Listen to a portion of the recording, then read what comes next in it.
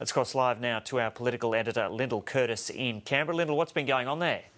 Well, it's been an interesting morning in the House of Representatives. The opposition tried to move two motions to suspend standing orders, one to debate the increase in the debt ceiling and a second one to debate the impact of the carbon price.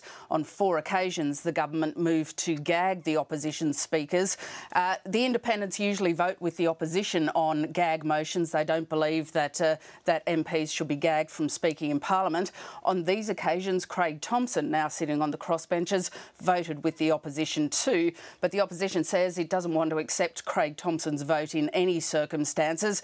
And we saw a vision of both the manager of opposition business, Christopher Pyne, and the leader of the opposition moving pretty quickly to try and get out of the chamber once they'd realised that Craig Thomson was voting with them. Now, Christopher Pyne did make it out of the chamber. Mr Abbott did also too, but I gather it had been declared that the doors had been locked, so his vote was counted. But on each of those 4 occasions, the opposition moved someone out of the chamber to effectively counteract the effect of Craig Thomson's vote with them. The opposition says it was taking the same action that the Howard government did over Mal Colston's vote in the Senate, although the opposition didn't point out that John Howard reversed that after the '98 election and did accept Mal Colston's vote, both for the passage of the GST and the sale of Telstra. But certainly for the parliamentary aficionados, there was a little bit of action on the House of Representatives floor this morning.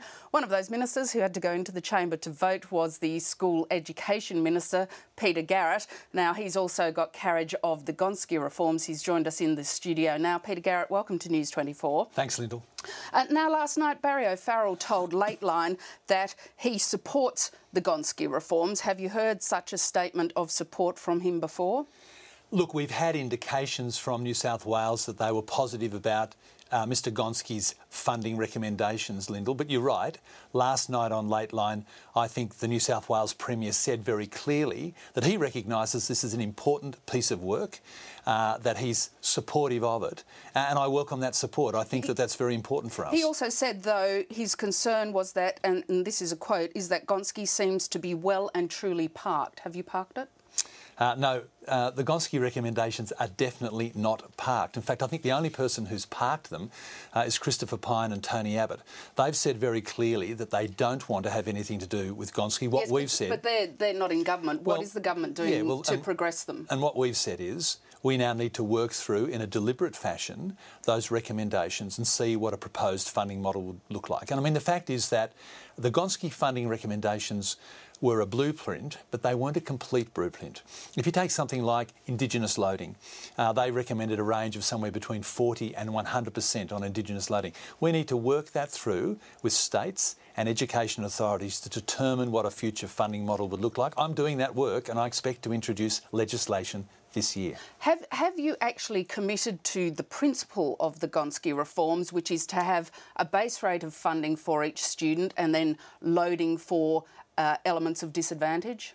Look, what we've said is that Gonski's got really, really important insights for us, but we need to sit down and work them through. And so you haven't actually committed to the principle that is outlined in the Gonski report? Well, I've said very clearly that the principle of a schooling resource standard plus loadings is an extremely positive reform suggestion by Mr Gonski and his panel, but what we need to do properly and carefully is work through with states what a funding model based on those principles would look like and then agree it. I mean, we do want to deliver funding reform on the back of the big investments in education that we've had because we know it's the next step in the wave of reform. But it won't necessarily look like what was outlined in the Gonski report, or is it more likely than not it will look like that?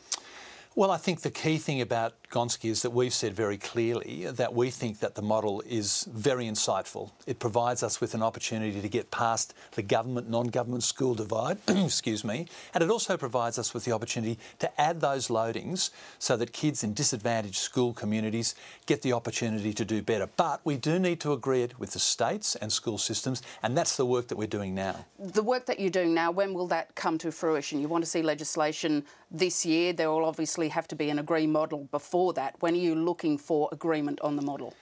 Well, I'd like to see the working groups continue and conclude their work through to June and late June, perhaps early July. We'll then sit down with the states and with stakeholders. We'll look at the work that they've done. We'll see what a proposed model looks like, and then we'll seek to reach agreement with them and bring some legislation into the House. There's been a lot of focus on the funding increase that was recommended in the Gonski review. You put very little money for Gonski in the budget. Will the outcome depend on whether or not you can afford to pay for it? Look, I think the key thing here is that we've already got about a doubling of funding by the Gillard government into education. We recognise, say for example, in national partnerships, that investment is needed, and we're directing it in the places it counts, like teacher quality, literacy and numeracy. And we've provided funding certainty for the non-government school sector whilst we look at Gonski and the funding reforms. Once we've done that, we will have a discussion about money. There's no question about that. But we do it on the back of really significant investments up to this point in time, and actually recognising, Lyndal, that to get a fair, effective and transparent education funding system in place that meets the needs of all students is an absolutely important next step for us, one that Mr Abbott's not prepared to take, one that we are. Just to be clear, at this stage it's more likely than not you'll have a funding model that looks like some of the things that Gonski recommended, and more likely than not you'll commit to increased funding? Well, on the second question, that's a matter for the Treasurer and the Cabinet and agreement that we reach around a model. On the first part of your question, yes, my expectation is that a great deal of what Mr Gonski and his panel have proposed in terms of a far fairer and more effective education system will comprise a model. But you know what?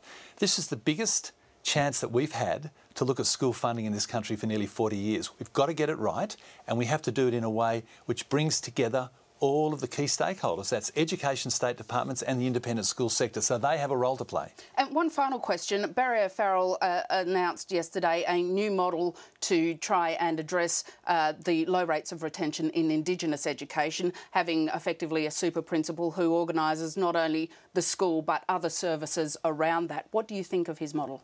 Yeah, look, I think that model has merit, and certainly we will provide some support to that model, and I think New South Wales are right to be focusing on how you best get intense effort happening in communities where the school is at the centre of the community so these kids can succeed. And I've announced additional funding for 200 of these schools.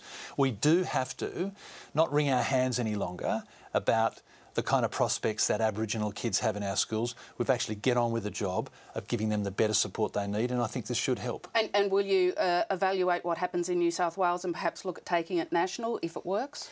Yeah, look, I'm very open to looking at the way this project rolls out. There are some very good things happening around Australia. And we actually had some good results yesterday from the COAG Reform Council in states like Western Australia and Northern Territory, where the high proportion of Indigenous kids starting to see some general improvements in literacy in the early years of primary school. They're welcome signs, but we all know there's more to do. And if we can learn from what states are doing, then of course I'd be very interested to see that applied in other places. Peter Garrett, thank you very much for your time. Thanks, Lyndal.